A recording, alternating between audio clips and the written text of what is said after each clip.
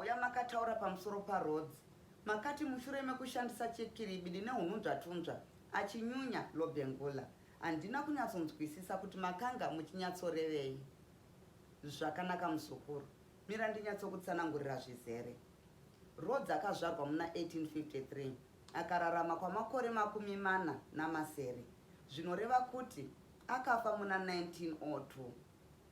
Akauya muAfrica muna 1870. Makore ekuma 1873 na74 aiva achiita chikorokoza mubatanidzwa nemumwe wake ainzi Charles Daniel Rudi. Panguva iyi vaviri ava vaiva nemushina wekugadzira makodo echando uye wekugadzirisa chidyiwa chinonzi ice cream. Vamwe vanoti mushina uyu wakazotengeswa mapaunzi 105. Rhodes akatanga kuenda kuchikoro chepamusoro achibva kuSouth Africa. Akadzidza kuOxford University. Pazororo ndipo paiuya kuno kuchamhembe cheAfrica kuzoshanda mimigodhi yavo navakoma vake pamwe neshamwari yake. Paiva kuchikoro aisiyira basa rese kuna Rudi. Zvaimutorera mari inokwana kuita zviuru 10 zvamapaunzi pagore kuti akwanise kuenda kuchikoro nekudzoka kuSouth Africa. Pfungwa dzemukomana uyu tinotanga kunyatsodziona apo mushure mekunge arwara ava namakore 17 akanyora gwaro rekuti upfumi hwake hwaizogovewa sei. Zvinonzi akanyora kuti aida kuti munyori weBritain anoona nezvekutongwa kwavakapambwa, British Secretary of State for the Colonies, azopiwa upfumi hwaRhodes kuti ashandise mubasa rekuti Britain ienderere mberi nekupamba. Mugore ra1874 aiva namakore 21. Mugore ra1876 anonzi aive neupfumi hwaidarika zviuru 40 amapaunzi. Upfumi uyu hwaiva hwemugodhi kunyanya. Mugore ra1877 akabhadhara mutero wekuti ave nhengo yeavo vanoita zvinhu zvavo muchihwande vanonzi mafree masons kweupenyu hwake hwese. Mugore ra1876 mukoma wake Herbert akanga asvika kuna Rwizi Mazowe pedo neTete kumazambuko kana kuti kuMozambique. Mukoma waRhodes uyu aivhima nzou achitora nyanga uye kutsvaga mukute. Muna 1891 apo Herbert aiva namakore 34 akafa apo imba yaaiva yakabatira moto kubva pachiyambarara chaibikirwa doro pachakaputika. Rhodes akaitwa mutongi weSouth Africa ari kuCape Town kubva muna 1890 kusvika 1896. Cecil John Rhodes akagara achiziva nyika yainzi ndeyangu naLobengula. Muna 1886 Rhodes akaziva kuti Lobengula akanga ashanyirwa navakomana vaviri vemhuri yekwaGrobler vaiti Piet naFrederick. Vaviri ava vakanga vatumwa namambo wamabhunu ainzi Kruger. Kruger uyu aitonga ari pachigaro chakambogarwa nemumwe mubhunu ainzi Potgieter. Potgieter akanga akaita chibvumirano chekugarisana zvakanaka namuzilikazi baba vaLobengula. Zvinonzi Kruger akatumira vana vekwaGrobler kuti vaudze Lobengula kuti chibvumirano ichi chaiva charasika, saka aida kuti vanyore chimwe chekutsiva chakarasika chiya. Lobengula haana kuvhunduka, akanyora matsimba ake kuratidza kuti aiva achiwirirana nazvo.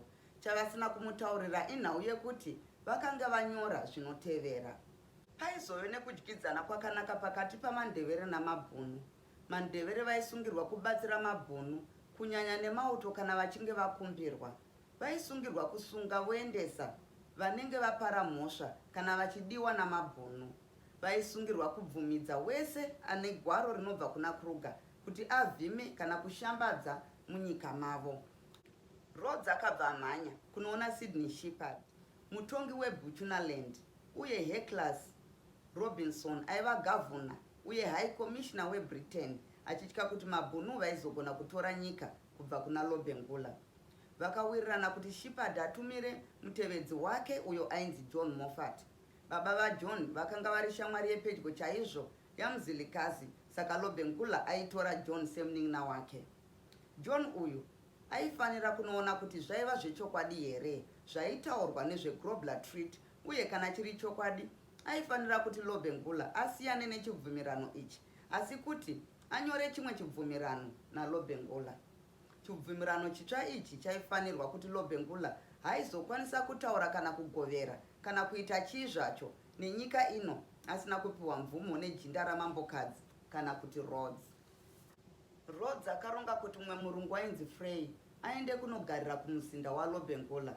Zvakabva zvangoitikawo mushure memwedzi uJohn semadaidzirwo avaita kuna John Moffat akasvika pamuzinda waLobengula. Nekuda kweukama hwaiva nababa vavo, Lobengula akafara chaizvo kushanirwa naUJohn. Lobengula aidaidza uJohn kuti vange vari vese, apo achiongorora chikwata chamauto ake chaisvika kumauto zviuru 12. Izvi zvakaitika pamutambo apo paizourayiwa mukono wemombe waiurayirwa varwi vehondo. Zvinonzi vachitandara havo mutambo uyu wapera, uJohn akabvunza Lobengula kuti aimboona varungu sei. Lobengula anonzi akati aisafarira mabhunu, kunyanya nekuti vakanga vatorera baba vake nyika yavo kuSouth Africa. Zvinonzi akaratidzawo kufarira mangizi kana kuti maEnglish, izvi zvakafadza uJohn. Lobengula akabva ataurawo kuti aisafara nekuwanda kwaiita varungu munyika make vachinetsera mvumo yakasiyana-siyana. uJohn akatora mukana uyu kusimbisa Lobengula kuti aifanira kutaurira mambokadzi weBritain kuti ataurire vanhu vake kuti vasarambe vachiuya kuzomunetsa. Zvakabva zvanzi nekuti mambokadzi uyu aiva nesimba, maputukezi uye mabhunu havaizombomunetsa. Chaingodiwa chete kwaiva kuisa mutsara wake pabepa raizoenda kuna mambokadzi. Nhamo yaLobengula yobva yapera. Nekutenda kuti uJohn aiva nezvido zvaLobengula pamwoyo, Lobengula akanyora mutsara uya pabepa raakapa kuna uJohn. Bepa raiva anyoreswa raitaura kuti Lobengula hapana chaiita asina kupiwa mvumo naRhodes, akamirira mambokadzi wake. uJohn akaenda kuna Lobengula nemufundisi ainzi Charles D. Helm. Uyu ainzi aive nyanzvi yechindevere kuti aturikire. Moffat akanyora zita rake pagwaro iri semufakasi chete, asi hapana akanyora akamirira mambokadzi. Izvi zvinoreva kuti gwaro iri raisava chinhu pamberi pedare. Zvisinei hazvo, Travel German nePortugal vakarega kutsvaga matsamba ekuti vapinde munyika muno nekuda kwekuti Rhodes aive negwaro iri. Mushure megwaro iri, varungu vaiuya munyika maLobengula havana kuita vashoma. Moffat navamwe vake havana kurwadziwa kuti vainyepera mambo Lobengula, nekuti ivo vaitenda kuti nyika yemandevere yaiva yakashatisisa, kunyanya tsika yavo yekuuraya vakadzi nevana vemhandu dzavo. Vaitenda kuti kuda kwaMwari kuti varungu vauye kuzoparadza mandevere noutongi hwavo. Muchinda uya ainzi Frey akanga asarudzwa naRhodes kuti anomirira pamuzinda waLobengula akashayika pasina nguva neurwere, saka Rhodes akasarudza varume 3 kuti vanomumiririra. Wekutanga ainzi Charles Rood. Rood aiva mumwe aishanda naRhodes mumabhindauko ake ekutsvaga mari, saka ndiye aizoona kuti zvinhu zvaifamba sekuronga kwavakanga vaita naRhodes. Rhodes aivimba naye zvikuru. Wechipiri ndiFR Thompson, kana kuti zita rake ramadunhurirwa rekuti Matebele Thompson. Anonzi aive nyanzvi isina nyundo panhau dzese dzaiva nechekuita navanhu vatema, kunyanya mandevere. Zvinonzi hapana aimukunda kuziva mafungiro nekuita kwavatema pakati pevarungu. Zvinonzi vaizivana naLobengula uye Lobengula aimufarira. Chaizosuwisa paari yaive nhau yekuti aizobatwa nebuka kana kutya mandevere zvakapfurikidza. Zvinonzi izvi zvakatanga pakaona baba vake vachiurayiwa namadzviti. Zvinonzi baba vake vakaita firo yekubvorwa nemuti waiva wakaveza uchipinza. Wetatu aiva Rochford Maguire, gweta. Gweta iri rinonzi raidirwa kuitira kuzonyora nemutauro wakafanira uye manyorerwo akakodzera kana paizoitwa chibvumirano. Chinangwa chavo chaiva chekuti vapiwe mvumo yokuchera migodhi. Vakabva kuSouth Africa muna Nyamavhuvhu wegore 1888 vakanosvika kwaLobengula musi wa20 Gunyana 1888. Vachisvika pamuzinda waLobengula, vanoti vakaona paina vafundisi Mackenzie naHelm, vashambadzi Sam Edwards uyo aichengeta chidhindo chaiiswa pamapepa ese amambo Lobengula, Wood, Francis naChapman, Boogie naChadwick Wilson, Rennie Taylor, Riley naE. Maud. Paivewo namauto airatidza kuti vaibva kune nyika dzapasi rino dzakasiyana-siyana. Mumwe aivepowo ndichiremba Knight Bruno, baba vezvemweya wekereke yeAnglican yekuBroomfontein, uyo aikumbira mvumo yekutanga sangano kuMashonaland. Mufundisi Helm ndivo vaiturikira. Lobengula akateerera kuchichemo chekuti varungu ava vabvumidzwe kuchera gomba ravaiti vanoda kutsvaga mukute. Mufundisi Helm vakapa zano rakafadza Lobengula rekuti samambo aifanira kutsvaga chikwata chevarungu chakasimba kupfuura vese, oita chitenderano nechikwata ichi chete. Zvaiva pachena kuti chikwata chaNhoroondo ndicho chaaiona sechakakodzera. Ukuwo jinda guru ramambo rainzi Lotswe rakamira-mirawo kuti vachena ava vaonekwe namambo savakakodzera. Zvaisazivikanwa naLobengula panguva iyoyo zvaiva zvekuti Helm aivapiwa chiwoko muhomwe, uye zvimwe chetezvo ndizvo zvaiva zvaitwa kuna Lotswe, akanga apiwa mari inokwana kuita 300 sovereign dzemukute naThompson. Kubudikidza naizvozvo musi wa28 Gumiguru 1888 Lobengula akabvuma kuti aizotambira 100 ramapaunzi pakutanga kwemwedzi wega wega. Aizopiwa zviuru zvepfuti dzerudzi rweMartin Henry panzvimbo yeBulawayo namabara anosvika 100 rezviuru. Aizotambira mhando yepfuti inenge yakaiswa pakachikepe kaigona kufamba murwizi Zambezi kuitira kudzivirira nyika kubva kumhandu dzingabve nekumaodzanyemba, kana kuti 500 amapaunzi, kana izvi zvakona. Ukuwo vachena vakavimbiswa zvinotevera kwavari navadyi vavo venhaka, kuti vatore zvisina nodzivisa zvicherwa zvose zvaiwanikwa munyika, kuti vadye huchi nemukaka nezviwanikwa zvese zvinoenderana neupfumi huri muvhu, kuti vazoita zvose zvavanokwanisa kuti vasakanganise chero nani zvake pakudya upfumi uyu. Vakaita kuti Lobengula afunge kuti aikwanisa kudaidza mambokadzi kuti vamubatsire kana ovhiringidzwa nemhandu dzakaita samabhunu kana maputukezi. Helm akaturikira achisiyirira zvekuti aiziva kuti Lobengula haasi kumuudza zvese. Nhau yaimurwadza yaiva yokuti aiona sekuti Muzilikazi naLobengula ndivo vaitadzisa vanhu kuti vatendeuke. Helm zvinonzi akatora makore 12 asati atendeutsa kana munhu mumwe. Aivawo vamwe vaifarira kuti utongi hwemandevere hupedzwe, varungu vatonge zvisina anopikisa. Rudi paakangopiwa gwaro iri akabva amhanya kuenda kuKimberley kwaiva naRhodes, zvinonzi akarasika akapotsa afa nenyota. Ari pakati pegwenga kudaro bhiza rake rakadonha rikamutsimbirira zvekuti akatofunga kuviga gwaro riya muguru kutogadzirira kufa.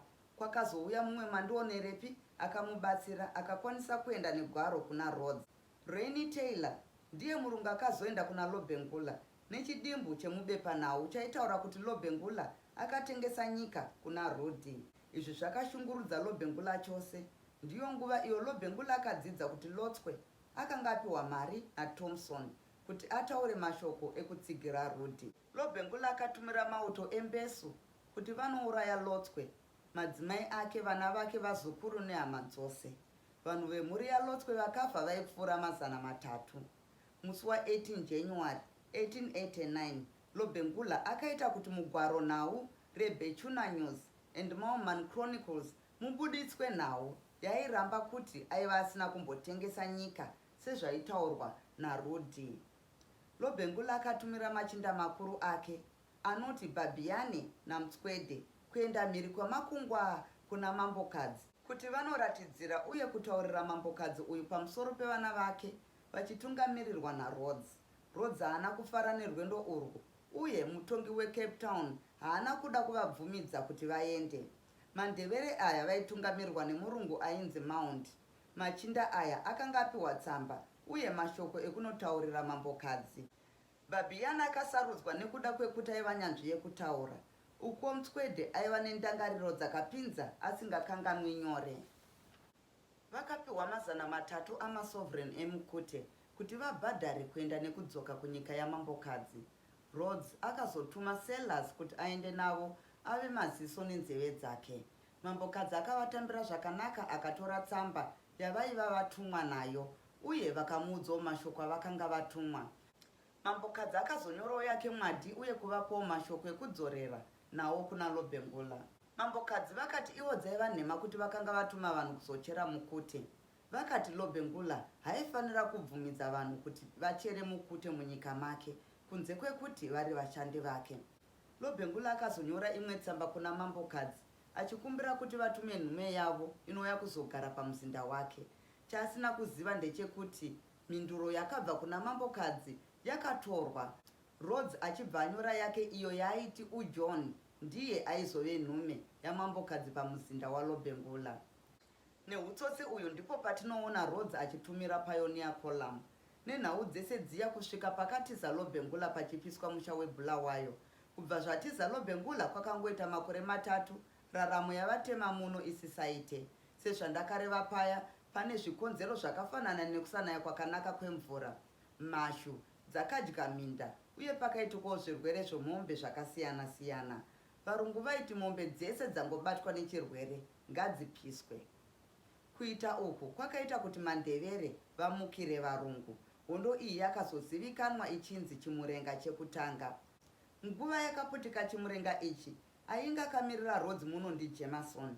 Vachironga vari vaviri naRhodes vakafunga kunorwisa mabhunu iyo yava kudaidzwa kunzi Jameson Raid.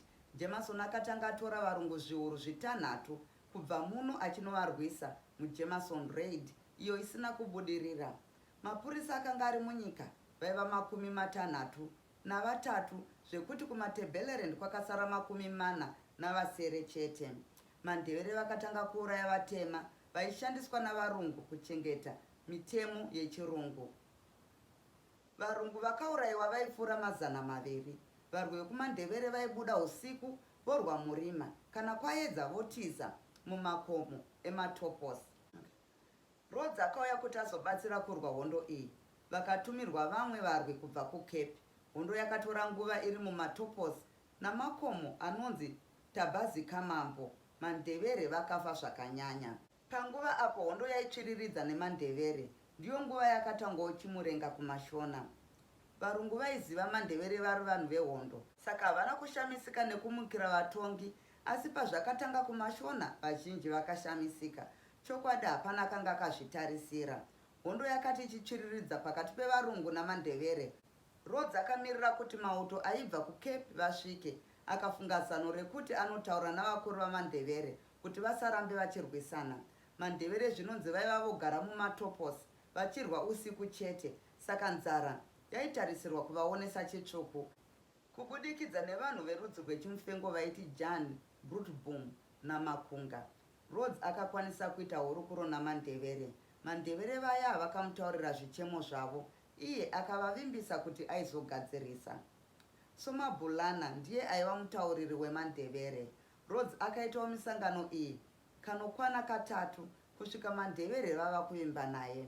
Akashandisawo zvakare mari kupa kune vaya vairatidza kuti vaipisa misoro nekuda hondo. Nguva yaakapinda mumatopos akasvika pamatombo anonzi Malindi Dzimu. Waiti kana uri pamatombo aya unenge uri pakakwirira zvekuti waiita seunoona pasi rese. Rhodes akasarudza kuzovigwa apa kana afa. Dambudziko nemandevere rakazopera vabvuma kusiya zvombo pasi uye madzishe avo vava kupiwa mari mwedzi wega wega. Kumashona hondo iyi yakaenderera kwenguva yakareba zvainetsa kunzwisisa. Zvakazobuda pashure kuti hondo yechimurenga chekutanga ichi yaitungamirirwa pamweya namasvikiro nemhondoro dzechishona, kusanganisira Charwe uyo aibudirwa nambuya nehanda, Gumbo reshumba aibudirwa nemudzimu wakaguvi, nevaibudirwa nanamukwati nevamwewo. Hondo yekumashona yakapedzwa nemauto eBritain uye vachena nevatema vaiva vazvipira kurwira nyika, pachena vasingapiwe muripo. Hondo iyi ndiyo yakaita kuti mbuya nehanda vaite mukurumbira. Charwe akazvarwa kunana 1840 kana kuti makore auya muzilikazi muno. Aiva mwanasikana wachitaura chaya chimwe. Mateteguru ake ndivo veushe hwekwaHwata kumazowe. Charwe aigara mumusha Machidamba. Zvinonzi Native Commissioner wekumazove aiva neutsinye zvekuti varwi vechimurenga vakamuuraya akadimburwa musoro. Muchena uyu ainzi Poland. Mbuya nehanda, Hwata, Gutsa nevamwe vakazobatwa nenyaya iyi vakatongerwa rufu. Zvinonzi ambuya nehanda vakanetsa kuuraya. Zvinonzi vaida kuvauraya vakaedza kaviri kese, vachida kuvauraya asi zvairamba, kusvika umwe womusungwa ataura kuti mukavatorera nhekwe yebute yavaiva nayo ndiko kuti muvauraye. Zvichungoitwa saizvozvo vakabva vafa. Mashoko avo ane mukurumbirana nhasi uno ndeyekuti mapfupa angu achamuka. Uku ndiko kupera kwenhaurirano yasekuru Chirandu nemuzukuru wavo. Ndatenda nekuteerera kwenyu.